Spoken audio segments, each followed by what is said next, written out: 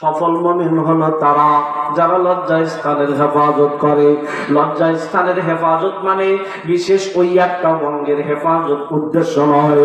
লজ্জা স্থানের হেফাজত মানে লজ্জা স্থানের আকর্ষণে একজন মানুষ যত যা কিছু করে।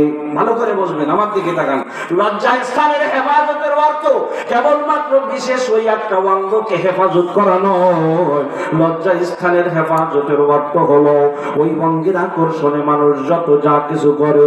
আরে আল্লাহু আকবার, মাথার চুলগুলো আগলা রেখে চলতে চায়, কোনোভাবে মাথার চুল ঢেকে চলতে চায় না। আল্লাহ কোনোভাবেই ঢিলে ঢালা পোশাক পরতে চায় না। ভাই আমার মাজা কোমর বুক পিঠের সৌন্দর্য পরপুরুষের দৃষ্টিতে পড়া লাগবেই লাগবে, এমন টাইট ফিট পোশাক পরবো।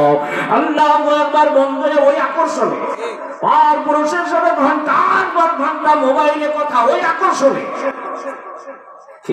আল্লাহ জানালা ফাঁক করে পরপুরুষের দিকে তাকিয়ে থাকা, ওই আকর্ষণে আল্লাহ চোখের কোনা মেরে পরনারীর দিকে তাকিয়ে থাকা, ওই আকর্ষণে আল্লাহ ওই লজ্জা স্থানের আকর্ষণে আমরা যত যা কিছু করে থাকি। ডাইরেক্ট কি লজ্জা স্থানের খেয়ানত আগে হয়? ডাইরেক্ট মনে করেন একটা ছেলে একটা মেয়ের হাত ধরে তেল পাম্প থেকে বের হয়ে গেছে, হ্যাঁ, এইভাবে বনগ্রামের একটা ছেলে খাজুরের একটা মেয়ে, এইবার ছেলে আর মেয়ে কি তেল পাম্প থেকে দুইজন একসাথে মিলে চলে গেছে।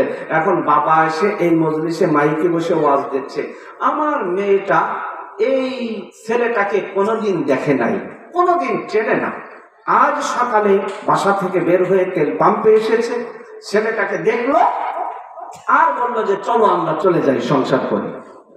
বাস, এর আগে কোনোদিন তাদের ভিতরে কথাবার্তা দেখা দেখি কোনো কিছু হয় নাই। এই বাবা এসে নিজের মেয়ের পক্ষে যদি এইরকম কালাতি করে, মাইনে নেবেন? কথা কন না? ডাইরেক্ট প্রথম দেখেছিল যখন চোখে ভালো লেগেছিল, কত মোবাইলে কথা, কত মেসেজ আদান প্রদান, কত কিছু, কত ঘষাঘষির পর চূড়ান্ত ফাইনাল পরীক্ষায় নেমে গেছে। কথা পায় না? এই যত যা কিছু হয়েছে ওই সব ওই একটা অঙ্গের আকর্ষণে। আল্লাহ বলেন এর অর্থ হলো শুধু লজ্জা স্থানের হেফাজত নয়, লজ্জা স্থানের আকর্ষণে মানুষ যত যা কিছু করে সব কিছু থেকে যদি একজন মানুষ নিজেকে রক্ষা করে। ভালো করে শোনো, আল্লাহু আকবার, লজ্জা স্থানের হেফাজত বড় মারাত্মক জিনিস। আলান নবী সাল্লাল্লাহু আলাইহি ওয়াসাল্লাম, আলান নবী সাল্লাল্লাহু আলাইহি ওয়াসাল্লাম, মাইয়ামাল্লি মা বাইনা রিজলাইহি ওয়া মা বাইনা লিহিয়ায়। আল্লাহ নবী দিয়া বলেন, আমার কোন উম্মত যদি দুইটা জিনিস হেফাজতের জিম্মাদার হতে পারো, আজমাল্লাহুল জান্নাহ, আমি পয়গম্বর তাকে জান্নাতে ঢুকায়া দেওয়ার জিম্মাদার হয়ে গেলাম। জোরে কান সুবহানাল্লাহ। তুমি যদি দুইটা অঙ্গের হেফাজতের জিম্মাদার হও, আমি নবী তোমার জান্নাতের জামিন হয়ে গেলাম। এক নম্বর হলো মা বাইনা রিজলাই, তুমি যদি তোমার দুই ডানের মাঝে তোমার লজ্জা স্থানের হেফাজতের জিম্মাদার হও, মা বাইনা লিহিয়াই, দুই ঠোঁটের মাঝে যে জবান, যে জিহ্বা, এই জিহ্বাকে হেফাজতের জিম্মাদার যদি তুমি হও।